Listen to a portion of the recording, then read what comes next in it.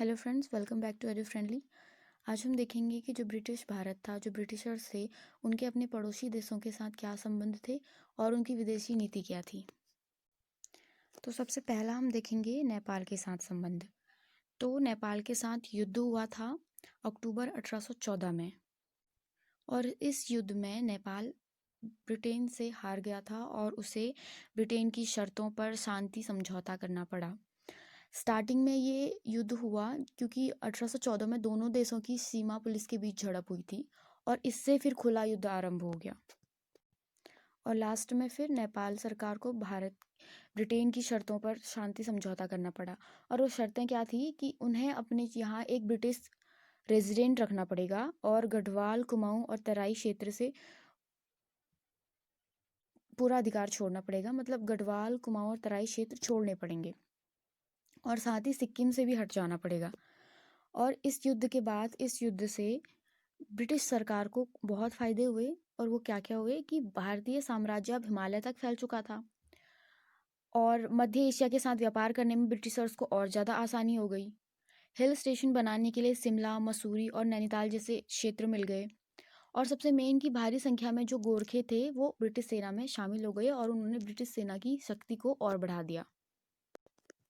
Start कैसे हुआ कि ब्रिटिश नौसेना ने समुद्र के रास्ते रंगून पर कब्जा कर लिया और युद्ध छिड़ गया, और वो राजधानी अवा से 45 मील दूर तक पहुंच गए। इसके बाद यंदाबू की संधि द्वारा फरवरी 1826 को शांति स्थापित की गई।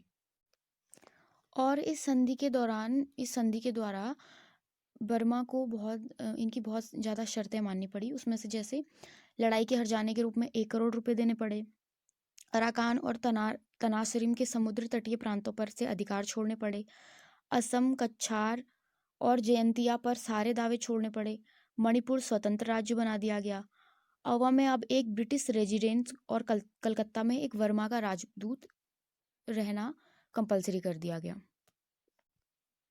तो ये था बर्मा युद्ध। एक्चुअली 3 बर्मा युद्ध हुए थे, ये फर्स्ट बर्मा युद्ध था। दूसरा बर्मा युद्ध हुआ अप्रैल 1852 को, और इसमें फिर से बर्मा की हार हो गई, ब्रिटिशर्स की जीत हो गई, और अंग्रेजों ने पेगू को भी हड़प लिया। नेक्स्ट हम देखते हैं तीसरा बर्मा युद्ध।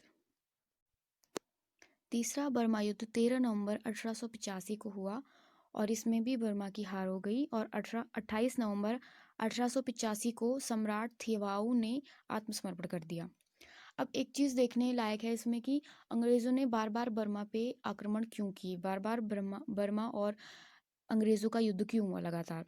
वो इसलिए क्योंकि बर्मा का मेन मकसद अंग्रेज़ों का जो मेन मकसद था वो सिर्फ बर्मा को भारत में मिलाना या अपना अपना मतलब अधिकार क्षेत्र बढ़ाना ही नहीं था।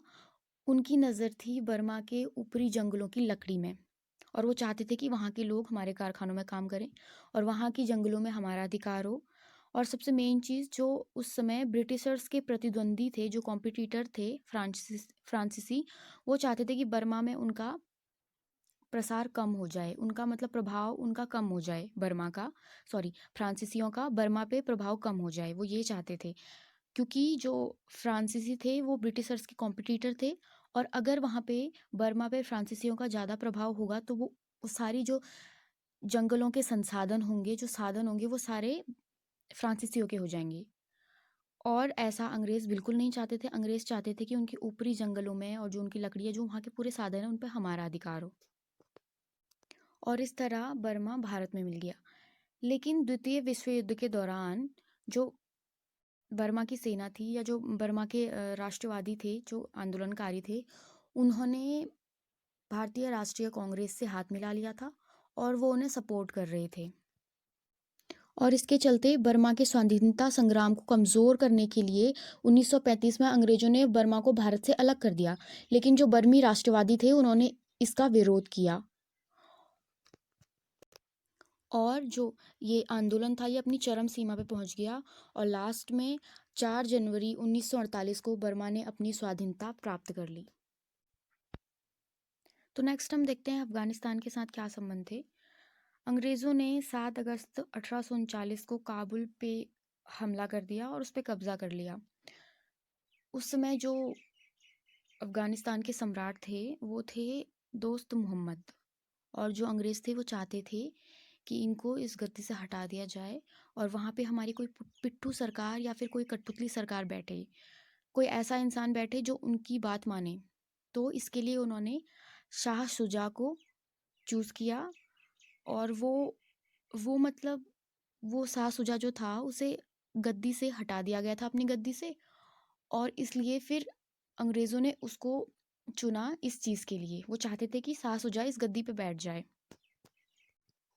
तो 2 नवंबर 1841 को काबुल में विद्रोह छिड़ गया और ब्रिटिश सेना हार गई, और 11 दिसंबर 1841 को समझौता हुआ, और इस समझौते के दौरान उन्होंने दोस्त मोहम्मद को फिर से गद्दी पे बिठा दिया और अफ़गानिस्तान को छोड़ दिया।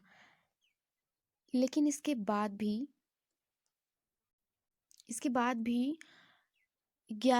16 सितंबर 1842 को उन्होंने दोबारा से काबुल पर अधिकार कर लिया, और फिर से वो हार गए, और इस बार उन्होंने दोस्त मोहम्मद से फिर से समझौता कर लिया, क्योंकि उनको पता था हम पिछले युद्ध में भी हारे थे, तो इसलिए उन्होंने इस युद्ध में भी समझौता कर लिया।